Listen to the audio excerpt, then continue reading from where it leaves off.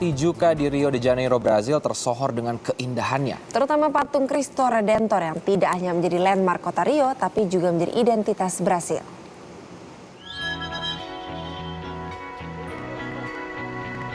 Kawasan Taman Nasional Tijuca dengan Bukit Corcovado-nya menjadi salah satu objek wisata di kota Rio de Janeiro, Brasil. Setiap harinya ribuan warga dari berbagai belahan dunia datang ke tempat yang berlokasi di Rua Cosme Velho. Tujuan utamanya tak lain adalah melihat lebih dekat patung Cristo Redentor. Ada berbagai cara yang bisa dilalui untuk mencapai ke Bukit Corcovado, naik tram atau mobil. Biaya untuk sampai ke Taman Nasional Tijuca sekitar 50 reais atau sekitar Rp250.000. Harga ini belum termasuk tiket untuk masuk ke kawasan Bukit Corcovado. Juga patung Kristus Penebus ternyata tidak mudah. Selain antriannya yang panjang banget, perjalanannya juga jauh.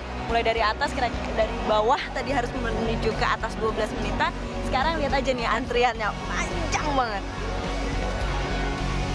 Setiap harinya, Taman Nasional dikunjungi lebih dari 1.000 pengunjung. Apalagi jika cuaca cerah.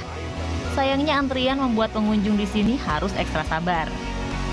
Ketiadaan informasi dan minimnya petugas yang berbahasa Inggris membuat tak sedikit pengunjung kecewa.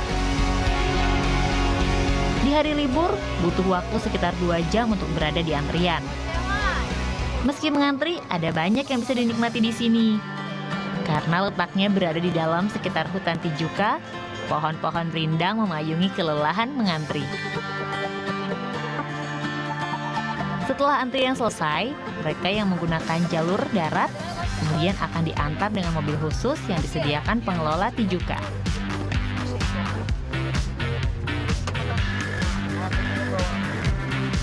Perjalanan berliku-liku menambah serunya pengalaman.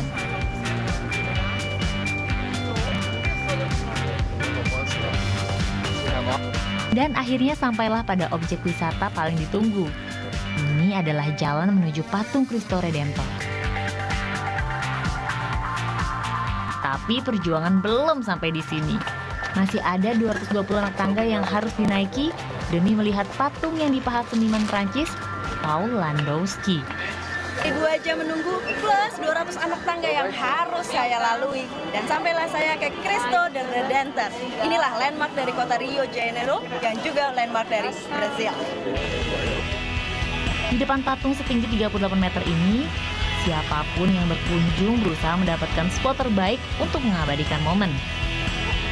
Foto dengan gaya tangan terlentang menjadi ikon yang menandakan kunjungan mereka di Rio.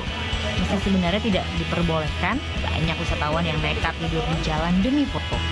Padahal aksi mereka ini mengganggu warga lain yang lalu lalang. Ada yang kurang memang jika datang ke sini tidak mengabadikan foto sebanyak mungkin. Meski di awalnya adalah membangun monumen keagamaan, patung ini bukan semata simbol agama Kristen. Art Deco terbesar yang didesain seniman Carlos Oswald ini menjadi landmark dari Brasil.